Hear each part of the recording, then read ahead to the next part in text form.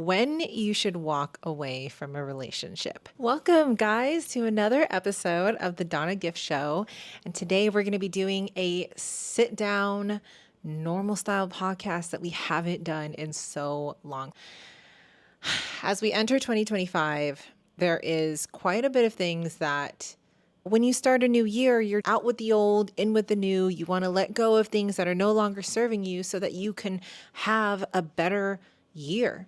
If you had a rough year, then you probably know that holding on to friendships and relationships that no longer serve you are going to be detrimental to your success. Welcome to my channel. And if you haven't already subscribed, please do so. Your support means the world to me.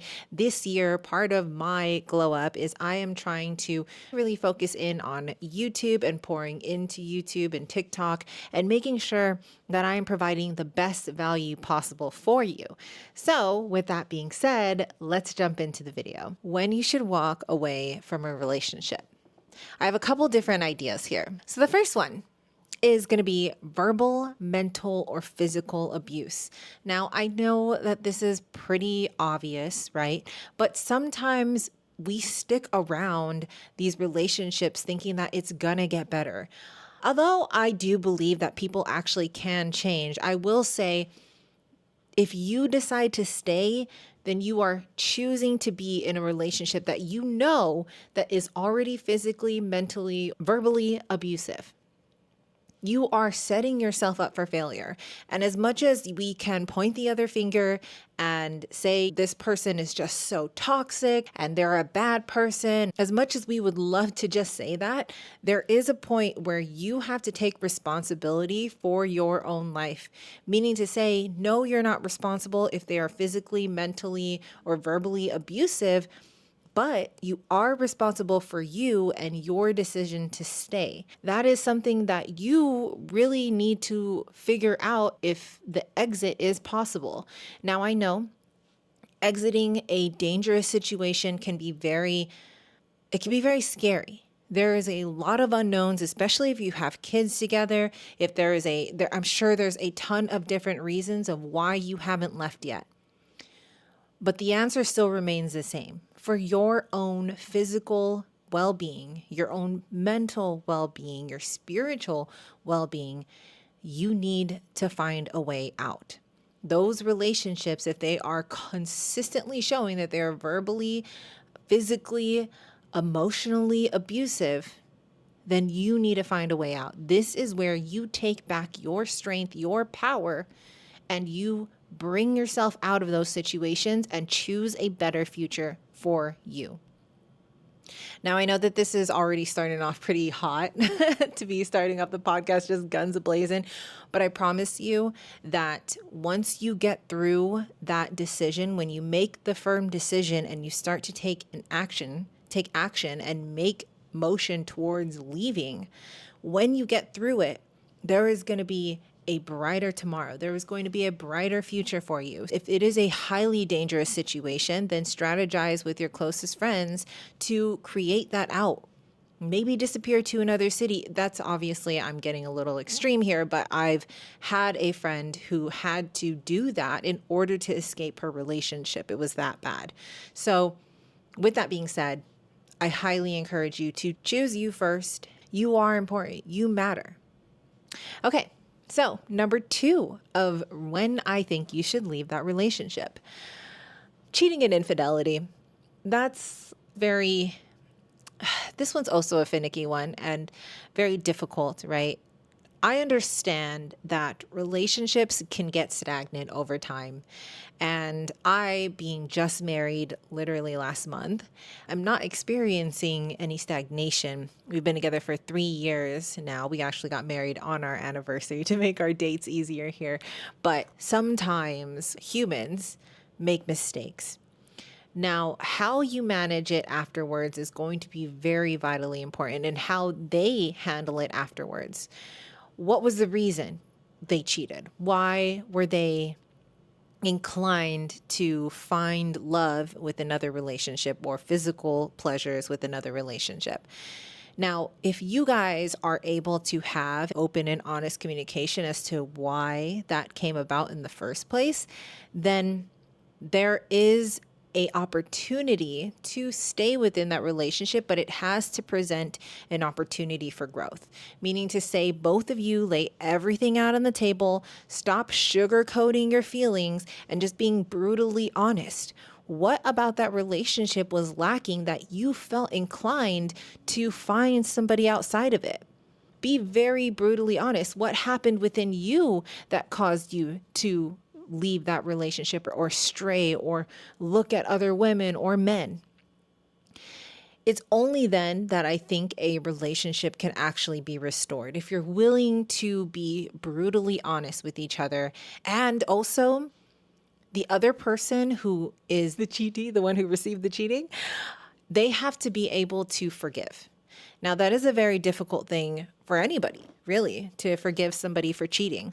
But the decision has to be made, and they have to be okay and making sure that they also are putting in the work and effort for them to forgive you, because it is a difficult thing. It's not just one person cheated and now they're going to be on the burner every single day of their life. No, because then you'll never move forward with it.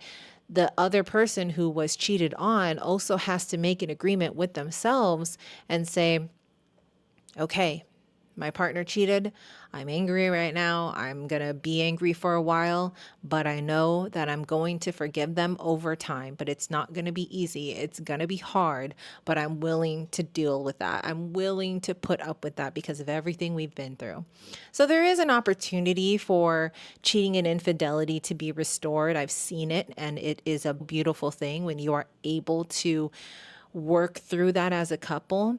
And it's honestly very magical and part of what I truly believe is some of God's greatest work, if you are a couple who can work through that. But if it's very clear that they have no remorse for their actions, if they don't really care that they did it and they just did it anyway, then I think it might be time to leave that relationship. If they have a very promiscuous personality and it doesn't suit yours, and they're out there constantly hitting on girls or guys, you might want to consider leaving. Okay, number 3, consistent resistance to change. This one's a big one. Seems very small, but it's actually a huge thing. A person who is consistently resistant to change is going to be a very difficult partner to keep, because if you are wanting to excel in your life, in your family, in your business, whatever it is, and they are resistant to it, they are going to fight you tooth and nail to maintain the same life that they have constantly lived. This is difficult. If you're a growth-oriented person, or maybe you haven't been and suddenly you want to switch it up because you're tired of the same mundane thing over and over, then your partner is going to be, it's going to be difficult to maintain that relationship because you guys are not going to be running the same race. The metaphor I heard not too long ago was that you want to be running the same race with your partner. Think of it this way, like if you think about this physically, both of you guys, say you guys are running a marathon, right? And you're keeping up with each other, keeping up the pace. Now, if one person decides, I don't feel like going anymore, I'm just going to walk, you're either going to have to slow down to meet with them and stay with them there, or you're going to have to run off and finish the race. And sometimes that means leaving that person behind. Now, I'm not saying that the minute they start to slow down, you're like, oh, peace out, dude. It's all about me. Like, I'm about to leave. That's not how it's supposed to work. Relationships are very supportive of one another. So if one person is having a moment and they're slowing down and there is a big change that's happening and they're feeling resistant to it, give them some time, right? Allow them the opportunity to evolve into the position, because the beautiful thing about relationships is that we do truly help each other evolve. We help each other elevate. And that means we challenge each other in ways that are necessary for that evolution. And so If your partner is just struggling a little bit with something and they need a little assistance or just even a little bit more time before they embrace the change, allow them that time and space, because everybody's process is going to be so entirely different. What the key thing is here, if they are consistently resistant to change, if they dislike it, if they fight tooth and nail to keep you there and are saying things like, oh, you've changed, you switched it up, I don't even know you anymore. That's oftentimes a very common phrase that people use when they themselves don't want to change. And I get it. Change is very difficult, okay? Just jumping into change is I didn't realize that this was not a common thing until one of my old friends, which we're no longer friends anymore because this is one of the things, when things were changing too often for me, there was a lot of resentment that was built up, and she would tell me things like I left her behind, or that I just was not being considerate of her, and things of that nature, where like those phrases were said. And it really got me to realize that not everybody is going to be open to just jumping into a brand new setting or environment or any sort of change. Some people are really resistant to it because change offers a lot of unknown. And when things are unknown, we have a tendency to not be okay with it, right? Number 4 is going to be lack of accountability. This one is probably one of the big ones as well. This is tough because accountability and having accountability for yourself requires a lot of awareness. And I know this because it took me until about 20, I'd say probably around 28 is when I started to get truly aware of my thoughts. And it wasn't until about 30 where I became very hyper observant of it. And now 33, where I'm at right now, my mind is actually finally refining into being an observer of my thoughts, meaning to say I have a lot more control over my emotions. But it took me some time. And so taking accountability for yourself means a true awareness of what you are doing, how you are showing up, how you present yourself to the world, how you present yourself and handle and manage yourself. So, and then there's some key differences here, okay? Because there are people out there who can absolutely take accountability for what they have done. And I know because this is what I used to do. I used to recognize when I did something that was inconsiderate, or I used to recognize when I would do something that was rude, or maybe I fell short and I didn't show up the way that I said. I would be aware of these things, but I would say sorry and then not change. There were so many times in my life that I have absolutely done this, and that is frustrating for the person who is receiving that because it's confusing. You think that they are actually becoming aware, that they're actually starting to realize, and maybe they're actually going to change. But then they turn around and then they do the same thing over and over again. Those kind of people, I'm not saying that they are lost hope, but they are definitely something to consider, or reevaluate within the relationship if they say that they're sorry, but things never change. Because we can absolutely put up a false idea that we are aware and that we have and that we're actually holding ourselves accountable. But there's a difference between recognizing accountability and actually implementing that accountability, actually holding yourself to a standard to perform in the way that you promised. So that is a huge one. Guys, I cannot tell you how big that one is. It's interesting because love will do this for you. It will absolutely transform you in ways that will challenge you. And when Dylan and I first started dating, the accountability part was tough for me because there were times where we would be arguing and he would call me out on something, a behavior that was outlandish. Like I used to be so triggered when it came to abandonment because my dad was the first father figure that I had, and he's cheated on my mom multiple times, and it's not even seen as a big deal to him. There's just several things about that caused me to have that trigger. And when he would call me out on it, I would get more frustrated, more flustered. One, because at the time when you're heated, you don't necessarily have the correction or ability to correct yourself sometimes. And I wasn't as in control of my emotions at that time. But then two was because I knew that there was some sort of truth to what he was saying. And it began as a tiny, I won't say tiny, it was more like blow up arguments where we would argue about the same thing. But finally, through my love for Dylan, I really went within myself and forced myself to look at all of the things that Dylan was talking about. So he said, he's afraid that I would never be comfortable with him going out with the boys, and that just addressing my trust issues. And so all of these things, I really had to sit with myself and think on them and realize that there was some truth to it, which was the reason why I was getting triggered in the first place. If there was no truth to what he was saying, then I wouldn't even get triggered, because it's like calling a person like a hippopotamus, right? And if I don't have any negative association with ever being called a hippopotamus, I'm gonna be like, that's not true. That's so far from the truth. What do you mean? I just laugh it off. But say, for example, if I had a history where I used to be really heavy set and people used to call me hippopotamus or some sort of animal that was larger, then that would absolutely trigger me, right? So there is some recognition in the triggers. And when you do feel triggered, they oftentimes reflect something that has some inkling of truth. So just be aware, right? The triggers are not something that should be so scared of or afraid.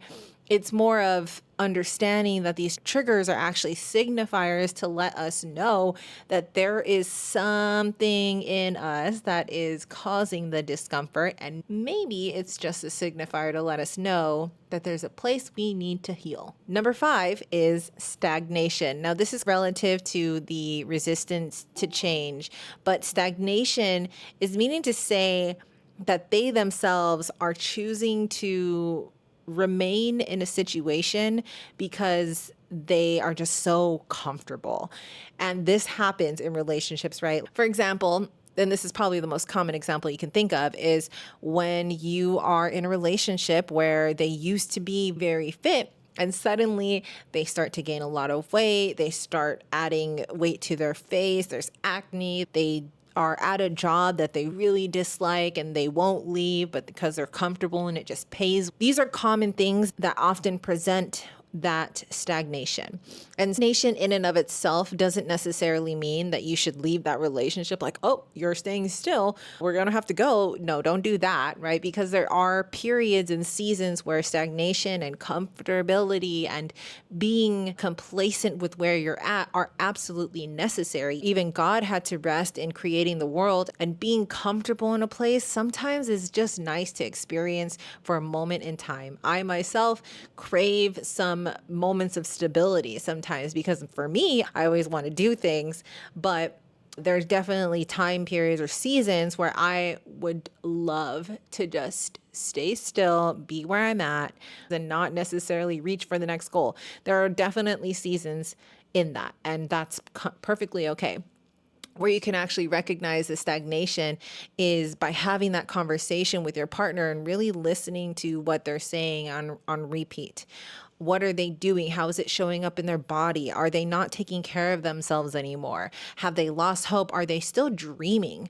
Those are the kind of things that you want to really be understanding about your partner to see if they have become stagnant. And if so, sometimes it is your duty as a partner to kick him in the ass a little bit. Sorry, I'm trying to stop cussing. So maybe it is your job as a partner to kick him in the butt a little bit, give him a little love tap and say, hey, babe, I love you. I realize that you don't talk about your dreams anymore, or you don't talk about pursuing that goal anymore. What happened? The weight conversation, if they are getting too stagnant with their weight and not taking care of their health, that one's a little bit more difficult to manage. But I think as long as you set a container, meaning to say you set up the conversation before you begin the conversation, you set it up at a time where you guys are connecting and you know that you have the next couple hours, they don't have a meeting they have to run off to, neither do you. And you set the container saying, hey, I would like to have a conversation with you that might be difficult. And I'm concerned that this is going to be something that you are going to be upset with me about. Something of that nature, right? Just foreshadowing and then saying something like, I really love you. And the reason why I'm having this difficult conversation with you is because I want you to have the most fulfilling life. I want you to feel happy in your day to day. I want you to feel joy. And I feel like XYZ. So as long as you set that up, it's not always going to go 100% according to plan. But if you continue to have these conversations over and always speak from a place of love, then I promise you the conversation will eventually start to create this beautiful opportunity for transformation. Because sometimes when you are just so stagnant, you become blinded to it. You become unaware that it's even happening. And sometimes it just requires a loving relationship, a loving friend, a loving partner, a loving husband, wife, whatever, to just remind you, right? So we all have our own blind spots. We can't possibly see everything that we are doing because sometimes we need other humans to reflect upon us what it is that needs to be corrected. And so that's, again, another beautiful thing about relationships. If you allow them into your life, is you can actually elevate your life through them because they mirror to you what part needs to be evolved. Okay, number 6, different goals and values. Whew. Now, again, this isn't a stop everything, drop off the kids, we're going home kind of thing. I don't know why I said that. That's not really a good metaphor, but having different goals and values doesn't necessarily mean you have to end the relationship. However, it does mean you really need to have a conversation on where that relationship is heading. Because if you both have completely different goals and completely different values. Again, I'm going to use that metaphor about running the same race. You guys are running 2 entirely different races. One of you is probably just taking the scenic route on a hike in the mountains, the Camelback. I live in Arizona, so that's one of the mountains here. And then the other one of you is running a legit Spartan race, and you guys are running 2 completely different races. So how do you expect to level up with your partner if both of you guys are shooting at different goals? It doesn't make any sense. So having a conversation about where your goals and values are going to be so valuable to your relationship. And if you cannot find alignment in that, then it might be time to consider something else, another relationship that is more in alignment. Sometimes this happens with relationships who have dated since they were in high school, and maybe one of you is just decided that they wanted to shoot for the stars. The other person wants a more quiet life in the country, right? There are just very different goals and values that are discovered throughout life because those things change. And that's okay. It's not a bad thing that your goals and values change, but what is important is that you continue to check in with your partner to make sure that you guys are still aligned. This is why Dylan and I, we actually do a monthly vision date, a monthly check-in, and then a quarterly vision date, and then an annual one, where our monthly check-in is where we ask ourselves those questions like, how have things been? Like, how are we showing up for each other and being honest and communicating that? And what areas do you feel like I could show up for you more? How can I show more support for you? These are just some of the questions that Dylan and I ask each other during these monthly dates. And we try to make it fun. We go out to dinner, we set up a laptop, we have our little meeting, it's like an official meeting, but we really prioritize these moments because we know that by checking in with each other, we can continue to run the same race. We can continue to be in alignment with one another.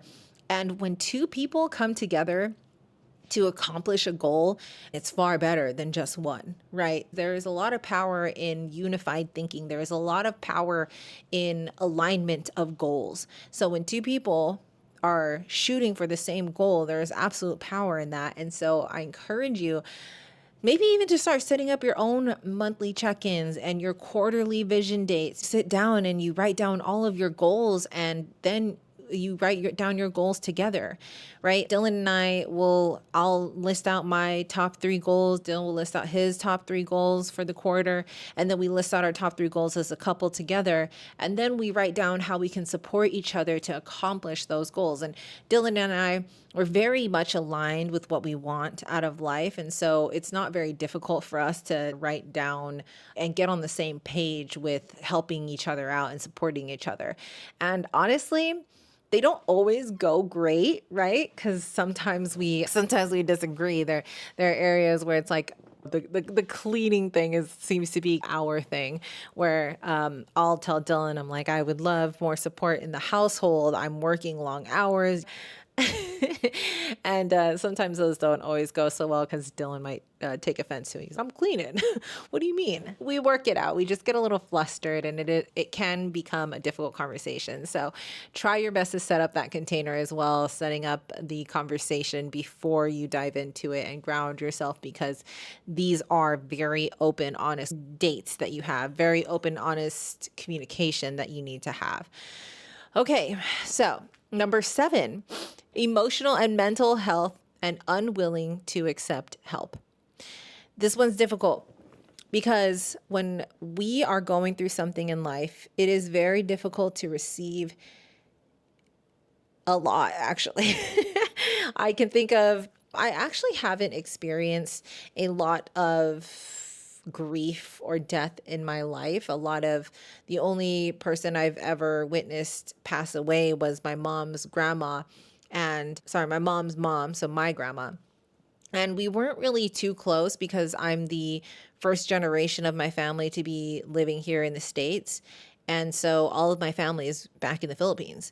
And that was really the only time that I witnessed my mom experience grief. Oh, that day I still really remember it vividly as a child. I was really young, and we went to go bury her mom, and she died at a very young age, at 60, I think it was, no, sorry, like 55, something like that, very young. And that was the first time I actually saw grief in my family. And my mom was torn, and she even tried to jump into the burial site with the casket. She was just not herself. And so grief is a very interesting thing. And sometimes that can lead to a lot of emotional and mental health that puts you down for a little bit. And so if someone's experiencing that, it's okay to experience and allow them the time to experience it. But there also comes a stopping point where you cannot live in your grief. That is going to severely limit your fulfillment. And so if they are unwilling to accept help, if it's been over a year or something and they're still just very down in the dumps, not able to help around the house, being unsupportive because they're still going through things, then it might be time to consider having a more difficult conversation with them. And if you're unable to work through that and get them to receive the help that they actually need, then it might be time to consider leaving that relationship. Some people really are resistant to accepting help because it seems like it's a weakness, and we often feel like we can just work through these things by ourselves.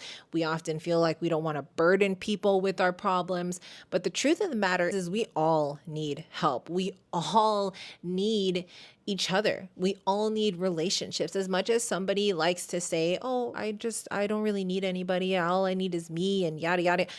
You're lying. You're lying. Don't lie to yourself. They most likely have been hurt or are still hurting. If they're unwilling to accept help, that might be something to consider with, and might be a reason to leave. Okay, so number 8, self-preservation. Oh, this one's tough and a little bit harder to explain. So when you are in a relationship, the mutual goal should be always to have mutual growth and connection with one another.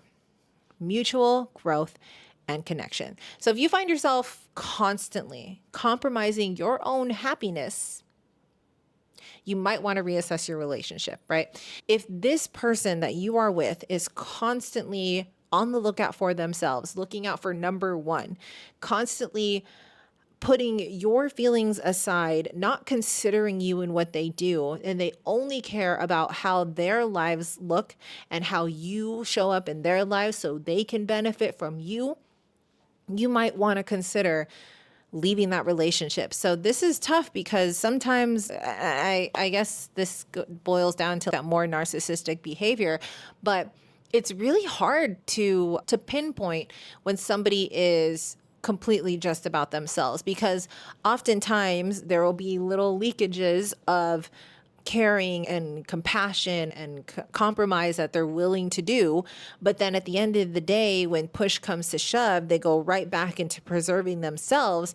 You really do, again, have to be aware of your partner's behaviors and how are they managing the conversation when things get difficult. Are they fighting dirty? Fighting dirty is also a part of self-preservation, right? They're there to destroy you because you hurt them. They're not being considerate of your feelings, even though maybe you threw the first stone. Maybe you were the first in the wrong. But again, relationships are about mutual growth and connection. And so I say this often in a lot of my content, but the first to become aware is the first responsible. Meaning to say, if you guys are having a back and forth conversation and you say something and you realize, oh crap, I probably shouldn't have said that, you are aware. You are aware, and now you are responsible for refining the way that you are communicating with your partner, regardless of if the other person is deciding to throw some more stones back at you. Now, this is very difficult to master because if somebody is just constantly ripping you apart, saying these rude, deep cut things, it is very difficult for you to muster up your own control, put your own ego aside and say, you know what? I am not going to feed into the toxicity. I'm going to choose to walk away from this situation and allow you to rethink what you're saying before we continue. That is a difficult thing to do. I have done it several times, but also failed many times. And it's still not a perfect thing that I can do all the time, but I am getting better at it. I am having more practice. Now, Dylan and I, we don't fight dirty. Thank God. Thank you, God.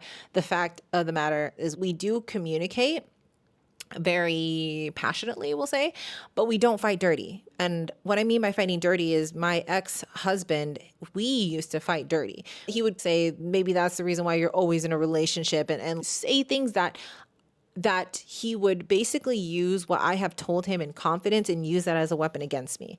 Now that is fighting dirty. And then I would respond back just as bad and say, maybe that's why the best job you had was being a manager at McDonald's. Like dumb stuff that I knew I shouldn't have said, but I said it because I had no control over I didn't have control over my emotions, right, at that time.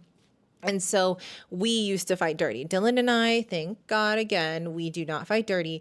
We do still get heated. There are definitely moments where we yell at each other and I'm like, fuck, this dude is so frustrating. It's just agitating, right? That's a couple. That's normal. But I will say overall, we choose and we do our best to consider the other person and try our best not to say things that we will regret. Now, and that means to say that there are definitely times where I have bit my tongue, knowing that maybe Dylan had a bad day, maybe I had a bad day, and we choose not to engage in that negativity or that behavior because we know what the outcome is. We also love and respect each other. So when we can feel that the conversation is getting too heated, we can pull away from it before it starts to blow up. Again, not 100% success rate, but we're getting close. And over time, the more you continue to repeat this and the more you become aware and in control of what you are saying, the better off you're going to be at having this level of communication. I swear, levels of communication is like this. It's like a tier. It's like you reach stage 1 and you think you're like good. So you get to level 2, but then you're like, oh shit, I'm going to go right back to level 1. And I'm sorry I cussed. I'm getting better at it. God forgive me.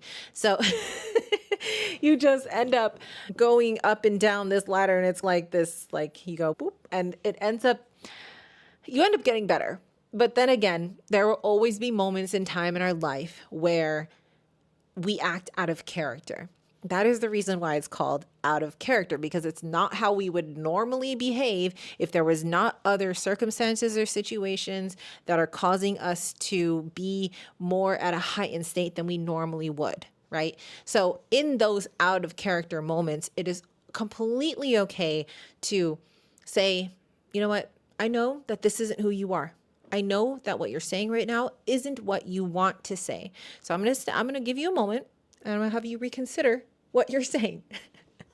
So anyways, I went on a far tangent with that, but self-preservation is one of those things that you absolutely need to consider when you are in a relationship. And if that person is so stuck on just themselves and preserving themselves, then and you feel like you're constantly having to compromise because they are just so stuck in their own ways and your happiness is now starting to suffer and they are just all about themselves, might be time to leave. Okay. Okay. Number 9, absence of mutual effort. This one I feel like seems pretty obvious, right? Because if you're not putting in equal effort, then what are we doing? It is not always going to be perfect 50-50. You put in 1 stone, I put in the next stone. You put in 3, I put in 3. That's not how it always works. If you are in a relationship, sometimes you do have to put in more. And for a little time being, because maybe your partner, maybe your husband, your wife is suffering a little bit. Maybe they are struggling a little bit with something deeper. So in that case, you have to learn how to be able to support each other during those times. But if it is an absence, meaning to say that they are literally not doing it like ever, then you might want to consider walking away from that relationship, because if it's always just you putting in the effort, it's always just, maybe you're paying for coaching, maybe you're really doing the work to refine your mind and getting yourself to a place where you can actually manage your emotions, and your partner, your girlfriend, your boyfriend, husband, wife, whatever, is refusing to do that and instead continues to live in their own cycle of toxicity, it might be time for you to consider walking away. Now, it is very difficult because if both of you guys grew in toxicity as a couple, that means it's going to be a little bit difficult to pull yourself out of it. It is not easy, especially if you're so used to operating a certain way. But this is where this goes back to my point number 1, the abuse, right? Like physical, verbal, mental, emotional abuse can also look like them choosing not to grow because they continue to live in this cycle and blame the world around them and blame you for everything that's happening and not taking any accountability. But do you see how all of these are tied together, right? So if they are not willing to put in the same amount of effort, if you are trying your best to mend the relationship or restore it or even build it, and they are not willing to do the same, you need to find a partner who, again, is equally yoked. That's why it's in the Bible. It says, find them. I need to get better at quoting Bible scripture, but that's something I'm working on. But find a person who is equally yoked, meaning to say that they are willing to, you guys are on the same trajectory, that you both are willing to put in the effort and work to build a long-lasting relationship. Okay. And number 10, my last point, and this is just a strange point, but also very important, your gut feeling. Gut feeling, Donna, you're really going to end it with number 10 being your gut feeling? Yes. Yes, I am. Because gut feeling, meaning to say, is there is a tiny little voice that is whispering in your head that this relationship is not going to work. And you are rejecting it because you're being resistant to change. There's something in you that's telling you that there's going to be something unknown on the other side. And the unknown is very scary. I get that. But Sometimes those gut feelings, which I like to call it the Holy Spirit, which other people like to call it your intuition. I call it the Holy Spirit, intuition, gut feeling, all of that is the same, but it's basically the little inner voice that is telling you that this doesn't sit right with you, your soul, your mind, your body, your spirit, whatever. This is difficult because, again, if you lack awareness of yourself and what pleases you and what makes you a happy person and what fulfills you, then you will have trouble understanding and feeling into your intuition, your gut feeling, your Holy Spirit. So if there's some little voice that is telling you that this is not, there's something off about this person, there's something off about this relationship, lean into it. Meaning to say, ask yourself more deep questions. What is this feeling I am feeling? Why am I feeling this? What is it about this person that irritates me? Or maybe what is it about this person that feels off? Because maybe they look great on paper, but there's something weird about them. Lean into it. You're not just making this stuff up just because you're like, oh, I want to live in Fantasyland and I want to create drama for myself because I love a good drama series. Okay. No, that's not it. There is something deeper within you that is causing a misalignment and causing a signifier to say, hey, there's something not right here. Teacher, can I stand up and can we figure this out? Because I don't feel good. That's your gut feeling. That's your intuition. Lean into it. Ask yourself questions. And literally, we live in a world of AI where you could jump into ChatGPT and get it to prompt you with the questions you need to ask about this gut feeling. I've used ChatGPT. I'm going off on a tangent here, but this is just a really cool tool I think that everybody should be using. I use ChatGPT to even help me to ask questions about the Bible. I use ChatGPT to help me determine my dreams. I use ChatGPT to understand the questions I need to ask myself to reflect on a experience or something that happened, right? We have an infinite amount of knowledge that we can access at the click of a button. We should be using it.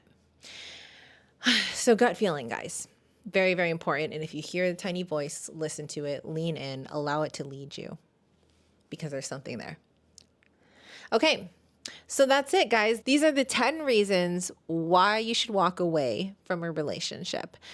Now, like I said before, none of these are set in stone. I don't think that you should just throw it all away just because there's a minor inkling of any of these things that I listed off.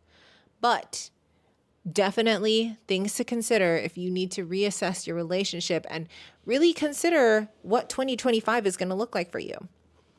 You have to take control of your own decisions and the people you keep in your life if you ever want to see success in it. I'm not talking about getting the mansion house and the expensive luxury items and all of that. I'm talking about success of what it looks like for you. Because success to me is having beautiful relationships, having a great relationship with my husband, building a family. That's successful to me. What does success look like to you? And what relationships are you keeping with you right now that are no longer serving you? Really ask yourself these deeper questions, because you know what? We got to stop playing around with our time. Our time is the most valuable thing that we have on this earth. And if we are choosing to spend our limited, and I say limited because we all die, very, very limited amount of time, you want to make sure you're making the right choices with the right people who are going to help you to live a fulfilling life. The ones who are challenging you because they love you, not because they hate you and want to see you lose. The people who help mirror parts of you that, yes, it is frustrating to confront those things, those truths about yourself. But you know what? Thank you for them being able to show to you your blind spots. Those are the kind of relationships we should be maintaining. But the other ones, the 10 reasons why you should leave that relationship, those are the ones that I think you should consider or reassess your current status with them. Okay, so thank you guys for tuning in to another episode of the Danna Gift Show. I'm your host, Danna Gift. I hope your 2025 is everything that you want it to be, and I will see you on the next episode.